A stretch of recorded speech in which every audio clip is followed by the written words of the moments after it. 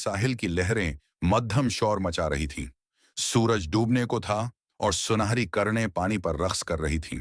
जबीर एक बेंच पर बैठा खामोशी से समंदर को देख रहा था।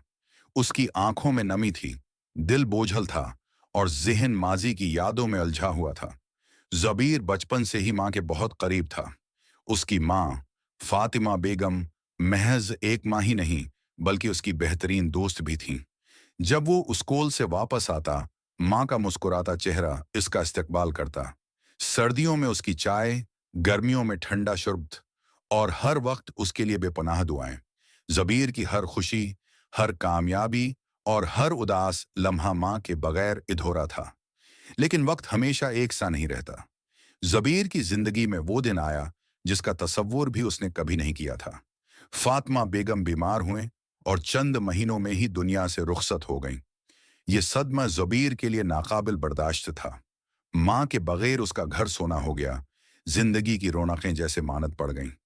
कमरे में माँ की खुशबू बाकी थी, लेकिन वो खुद नहीं थी। खाने में जायका था, मगर मोहब्बत की मिठास नहीं रही। वक्त गुजरने के साथ जबीर ने सीखा कि जिंदगी रखती नहीं, लेकिन माँ के बगैर वो हमेशा नामुकम्मल रहेगा।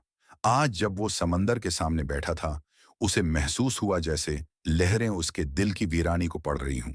माँ, तेरे बगैर दुनिया अधूरी है, ज़ुबैर ने आसमान की तरफ देखकर कहा, और हल्की हवा ने इसके आंसुओं को चुहोने की कोशिश की।